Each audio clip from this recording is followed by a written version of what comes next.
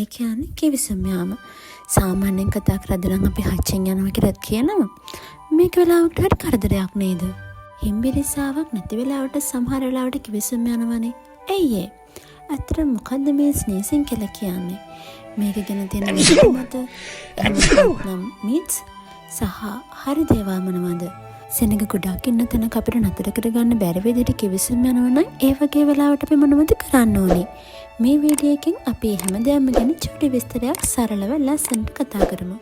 ගොඩක් වෙලාවට කිවිසුම් යාමට හේතු වෙන්නේ දෝවිලි, පරාග, එහෙම නැත්නම් ගොඩාක් ස්ට්‍රෝං ස්මෙල්ස්, ඒ කියන්නේ තද ගන්ධයන් වගේ දේවල්.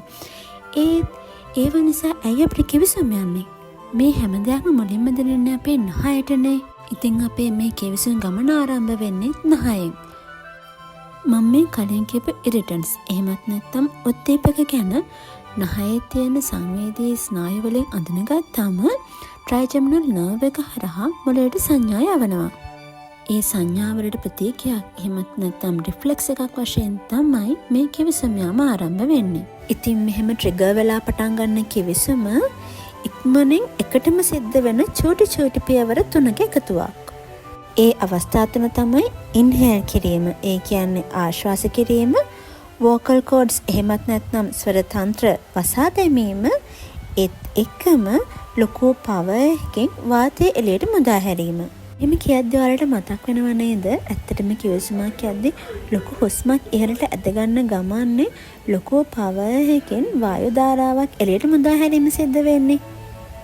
ඉතින් කිවිසුම් යාමකදී සිද්ධ වෙන මේ වේගවත් වායු ධාරාවක් පිටවීමෙන් තමයි අර මම කලින් කියපු නහයට ඇතුල් වෙච්ච ඉරිටන්ට්ස්, ඒ කියන්නේ අර පරාග, දූවිලි වගේ උද්දීපක ද්‍රව්‍ය නාස් මාර්ගයෙන් එළියට පිටත් කිරීම සිද්ධ කරන්නේ. කිවිසුම් යාම කරදරයක් වගේ දැනුණට ඒක ඇත්තටම අපේ ශ්වසන මාර්ගයට එහෙමත් නැත්නම් අපේ ඇඟට නරක ද්‍රව්‍ය, ඒ කියන්නේ ආගන්තුක ද්‍රව්‍ය ඇතුළු වීම වළක්වන්න තියෙන හොඳ ඩිෆෙන්ස් මෙකැනිසම් එකක් කියලා දැන් අපිට තේරෙනව නේද? ඒක අනිවාර්යයෙන්ම අපේ ඇඟේ සිදුවිය යුතු ආරක්ෂක ක්‍රියාවලියක්. මෙතනදී මීට අමතරව අපි හොඳටම දන්න මියුකස්, ඒ කියන්නේ ශ්‍රේෂ්මලත් වැදගත් කාර්යභාරයක් ඉෂ්ට කරනවා. මොකද මියුකස් තමයි මේ ආගන්තුක ද්‍රව්‍ය අල්ලගෙන, ඒ කියන්නේ අලවගෙන නාස් කුහරය හරහා එළියට ඉවත් කරන ලොකු කාර්යයක් ඉෂ්ට කරන්නේ. අපි ඊළඟට බලමු මේ කිවිසුම් යාම ගැන තියෙන මිත්ස්, ඒ කියන්නේ වැරදි මත මොනවද කියලා. පළවෙනි එක තමයි ගොඩක් අය හිතනවා කිවිසුම් යනවා කියන හැම වෙලාවකම ඒ කියන්නේ ඔයා අසනීපෙන් කියලා. ඒත් ඔයාලා දැන් දන්නවනේ පැතජන් කෙනෙක් හින්දා හැදෙන හෙම්බිරිසාවක් හින්දා විතරක් නෙමෙයි කිවිසුම් යාම සිද්ධ වෙන්නේ කියලා. එතකොට ඒ වැරදි මතය දැන් අපි දුරු කළා. අනිත් වැරදි මතය තමයි සමහර අය හිතනවා කිවිසුමක් යද්දී එක මොහොතකට හදවත නතර වෙනවා කියලා. ඒත් ඇත්තටම කිවිසුමක් යද්දී එහෙම සිද්ධ වෙන්නේ නැහැ. හැබැයි ඒ වුණාට ඒ වෙලාවේ හෘද ස්පන්දනයේ යම්කිසි පෙරලියක් සිද්ධ වෙනවා. තුන්වෙනි එක තමයි සමහර අය කියනවා ඇස් අරගෙන කිවිසුම් යවන්න බෑ.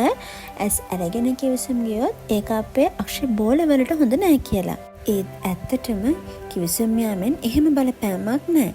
ඒ වුණාට සාමාන්‍යයෙන් නම් අපිට ඇස් අරගෙන කිවිසුම් යවන්න ඉතින් ටිකක් අමාරුයි.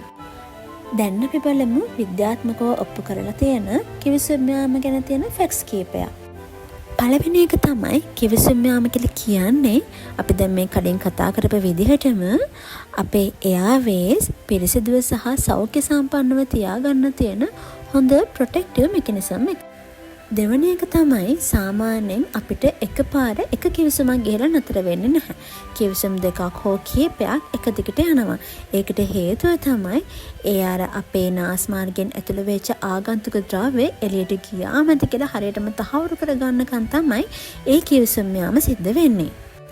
තුන්වෙනි එක තමයි අපේ ජනගහනයෙන් 18ත් 35ත් අතර ප්‍රමාණයකට තියෙනවා ෆෝටික් ස්නීසින් කියන එක. එහෙමත් නැත්නම් ෆොටික් ස්නීස් රිෆ්ලෙක්ස්. ඒ කියන්නේ එයාලට ඉරෙලිය තියෙන වෙලාවට පොඩ්ඩක් කිවිසුම් යාම වැඩි. ඒ කියන්නේ එයාලට ඉරෙලිය ට්‍රිගර් ෆැක්ටර් එකක් විදිහට ක්‍රියා කරනවා. හතරවෙනි එක තමයි හෙම්බිරිස්සාව සහ ඇලර්ජිස් වගේ දේවල් තියෙන වෙලාවට අනිවාර්යයෙන්ම ගොඩක් දුරට අපිට කිවිසුම් යාම සිද්ධ වෙනවා. ඒකට හේතුව තමයි එහෙම කිවිසුම් යාම මගින් අපිට ඉන්ෆෙක්ෂන් එක ඇති කරපු ඉරිටන්ට්ස් අපේ ශරීරයෙන් පිටත් කරන්න අපේ ඇඟ උත්සාහ කරනවා. අපි දැන් එමු අපිට එදිනදා ජීවිතයේදී වැදගත්ම වෙන කොටසට. ඒ කියන්නේ කිවිසුම් යාමේදී අපි අනුගමනය කළ යුතු ආචාර ධර්ම. සරලව කිව්වොත් පිරිසක් ඉදිරියේදී කිවිසුම් යාමේදී වෙන අපහසුතාවය මඟ අරගන්න අපි කොහොමද ඒ වෙලාවේ හැසිරෙන්න ඕන කියන එක. ඒ වගේ අපි ගාව ටිෂු එකක්වත් නැති අනපේක්ෂිත අවස්ථාවක කිවිසුම් යන්න ගත්තොත් අපිට කරන්න පුළුවන් හොඳම දේ තමයි ටක් ගාලා වැලමිටෙන් මෝ ආවරණය කරගන්න එක. ඒ වගේම මොහොතකට ඔබ පිරිසක් අතර ඉන්නවා නම් ඒ පිරිසෙන් සමාවෙලලා මොහොතකට ඈත් වෙන එක හොඳ ආචාර ධර්මයක්. ඉතින් මේ කිවිසුම් යාම සම්බන්ධව ඔයාලා දන්න තවත් දේවල් තියෙනවා නම් අපිත් එක්ක බෙදා ගන්න. ඉතින් තවත් මේ වගේ අපි එදිනදා ජීවිතයේදී මුහුණ දෙන සාමාන්‍ය සිදුවීම් වල සරල විද්‍යාත්මක පැතිකඩ සහ ඒ වගේ දේවල් වලදී අපිට අනුගමනය කරන්න පුළුවන් දේවල් ගැන අපි තවත් ඉස්සරහට කතා කරමු. ඒ වගේ දේවල් දැනගන්න අපිව subscribe කරන්න අමතක කරන්න එපා.